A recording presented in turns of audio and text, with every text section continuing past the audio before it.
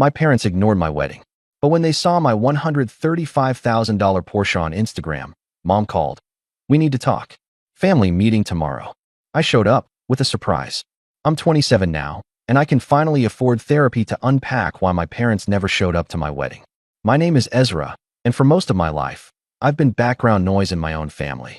My sister Sienna is 29, and she's always been the star of every show, the golden child who could do no wrong, the daughter my parents actually wanted to talk about at dinner parties. When Sienna graduated college, my parents threw her a party with 200 guests and a live band. When I graduated 2 years later with honors in computer science, my mom texted me congrats with a thumbs up emoji, and my dad said we'd celebrate later, but later never came because Sienna announced she was getting promoted at her marketing firm that same week.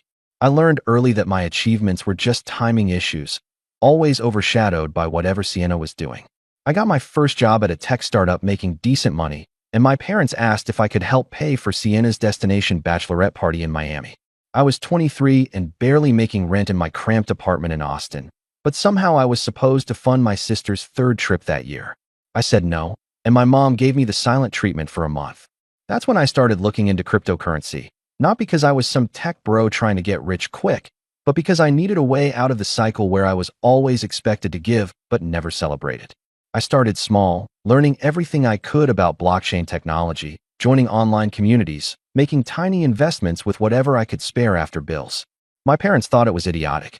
"That's not real money, Ezra," my dad would say whenever I mentioned it, usually right before launching into another story about Sienna's latest achievement at work. "You're wasting your time with internet funny money," my mom would add, shaking her head like I'd just told her I was joining a cult. They never asked what I was actually doing, never showed curiosity about the technology or why I believed in it, just dismissed it entirely because it wasn't a traditional career path like Sienna's corporate ladder climbing. Then I met Mira at a blockchain conference in Denver. She was an architect who'd started exploring NFT art spaces, and we connected over being the black sheep in our families, the ones who chose unconventional paths. We dated for a year before I proposed, and when I told my parents I was getting engaged, my mom's first response was, "Oh, that's nice." And then immediately, "Did you hear Sienna might make senior director?" I should have seen the warning signs then, but I was still hoping they'd show up for me just once.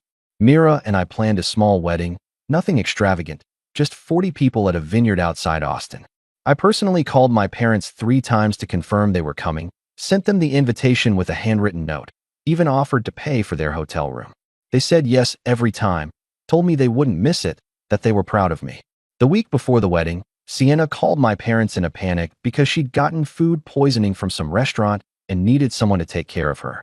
My parents lived 2 hours away from me, but only 20 minutes from Sienna, and somehow they decided that my 29-year-old sister, who had a husband, needed both of them to come nurse her through a stomach bug.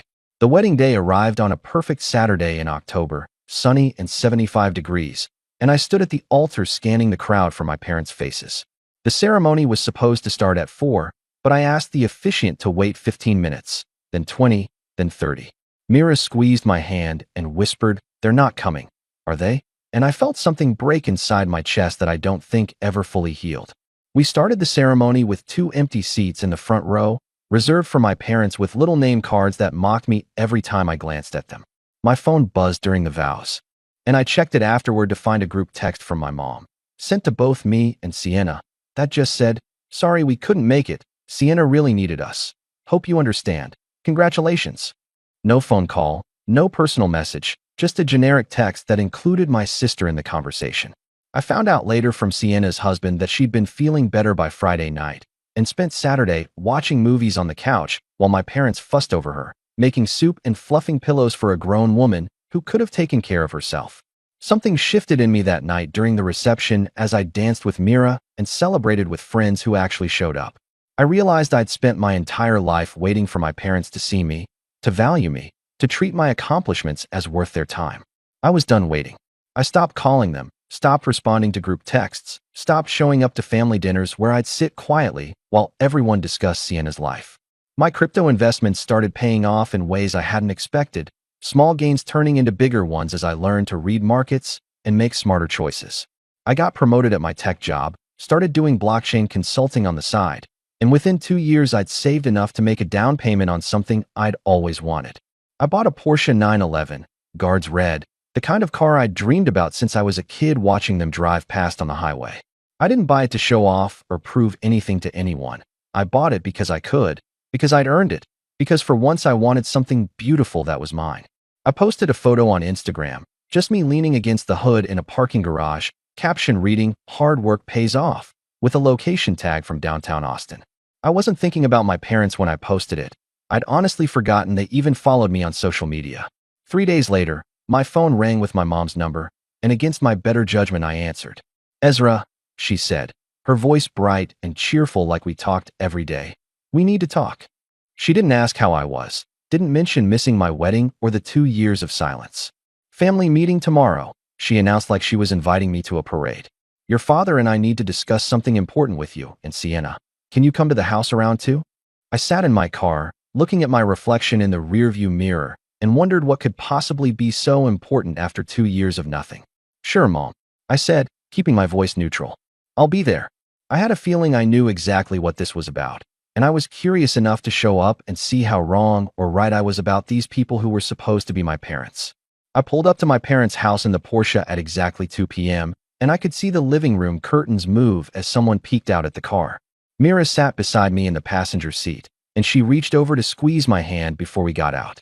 "You ready for this?" she asked, and I nodded even though my stomach was doing flips. The front door opened before we even reached the porch, and my mom stood there with her arms crossed, her eyes locked on the Porsche parked in their driveway. "That's quite a car," she said. Not hello, not how are you, just a comment about my vehicle. My dad appeared behind her, and Sienna was already sitting on the couch inside, her phone in her hand, barely looking up when we walked in. The house smelled the same as it always had, like vanilla candles and my mom's obsessive cleaning products. And being back there after 2 years felt surreal, like stepping into a museum of my own disappointing childhood. We all sat down in the living room, that awkward arrangement where my parents took their usual spots on the love seat. Sienna sprawled across the armchair like she owned the place, and Mira and I squeezed onto the remaining couch.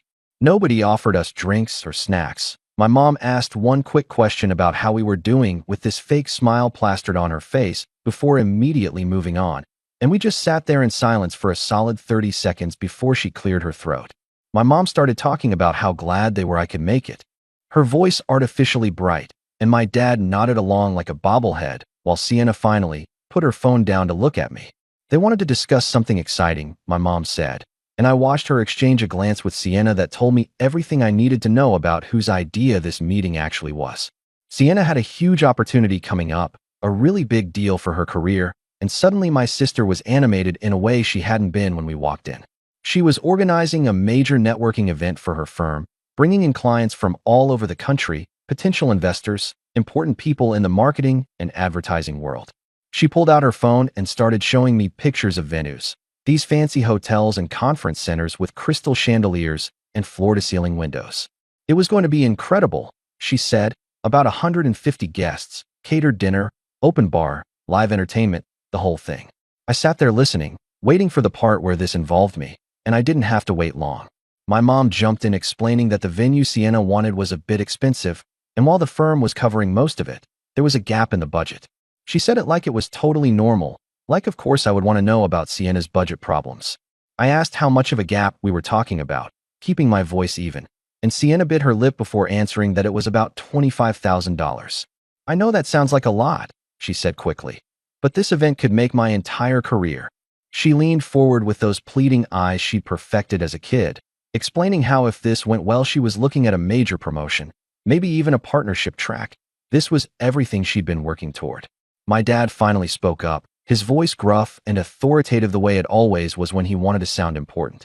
"They could see I was doing well," he said, gesturing vaguely toward the window where my Porsche sat. "That internet money thing worked out for me, and they were happy about that.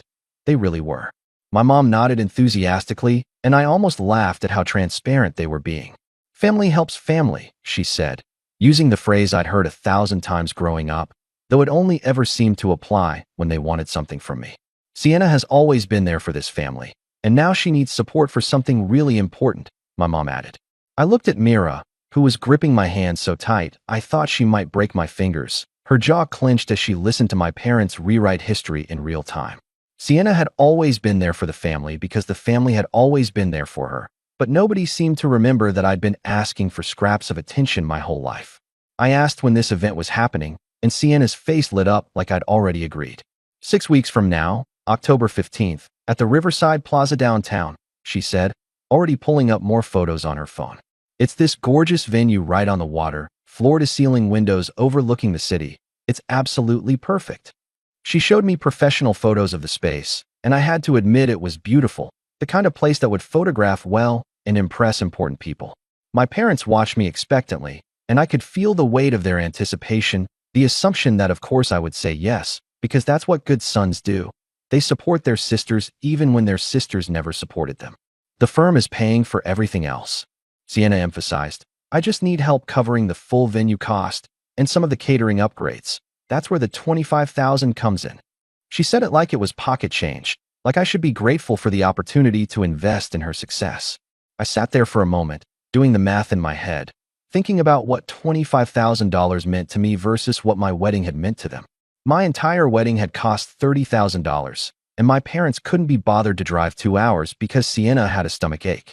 The irony was so thick I could taste it, bitter and metallic on my tongue. I'll think about it, I finally said, and I watched the hope bloom on all three of their faces. I need to check some things, talk to Mira about our finances, but I'll let you know by the end of the week. My mom actually clapped her hands together, and my dad smiled for the first time since we'd arrived. That's wonderful, Ezra, my mom gushed. We knew you'd come through. We knew family would matter to you. Sienna jumped up and actually hugged me, which felt bizarre and performative, like she was already celebrating a victory she hadn't earned yet. We left 20 minutes later after enduring more small talk about Sienna's event and exactly 0 questions about our actual lives, our jobs, our plans, anything that mattered to us. As soon as we got in the car, Mira turned to me with wide eyes and tension written all across her face. Please tell me you're not actually considering this, she said, her voice tight with barely controlled anger. I started the engine, letting the Porsche purr to life, and pulled out of the driveway before answering. Oh, I'm definitely helping with Sienna's event, I told her, and she looked at me like I'd lost my mind until I continued. Just not in the way they think. I had exactly 6 weeks to plan something that would make my parents understand what they'd been missing all these years, and I knew exactly what I was going to do with that Riverside Plaza venue. That evening, Mira and I sat at our kitchen table for hours, laptops open, talking through every detail of what I wanted to do. She was skeptical at first, worried I was being too petty, too vindictive, but the more we talked about it, the more she understood this wasn't about revenge, it was about making a statement. I'd spent my whole life invisible to these people, and they only saw me now because I had money they wanted. I pulled up the Riverside Plaza website and started making phone calls the next morning, and by the end of the week, I'd signed a contract and paid in full for the venue on October 15th, the exact date Sienna needed it. The contract was ironclad, non-refundable, completely in my name. I called my mom on Friday afternoon like I'd promised. I'm in, I told her. I'll cover the venue. The shriek of joy that came through the phone was almost comical, and I could hear her yelling to my dad and Sienna in the background that I'd agreed to help. I'm so proud of you, Ezra, she said, and I wondered if she could hear how empty those words sounded after 27 years of nothing. Family means everything, she added, and I agreed with her even though we clearly had very different definitions of what family meant. I hung up and looked at Mira, who was watching me with this mixture of concern and admiration. No turning back now, she said, and I smiled for the first time in days, a real genuine smile that came from somewhere deep in my chest. Good, I said, because I'm about to show them exactly what they missed out on. The 6 weeks flew by in a blur of planning, phone calls, and careful coordination with people my parents had never met and never would. I kept my communication with my family minimal, just occasional texts confirming that yes, I had the venue secured, yes, everything was on track, yes, Sienna's event would be unforgettable. My mom called me twice to gush about how proud she was, how this really meant so much to Sienna, how family was finally coming together the way it should. I let her talk, made agreeable sounds, and continued planning something completely different than what she imagined. Mira helped me reach out to organizations across Austin, making connections with foster care agencies through CPS, youth mentorship programs, and local charities that worked with kids who'd aged out of the system. The more research we did, the more I realized how many children were living the way I'd felt my entire life, invisible and forgotten, except their situation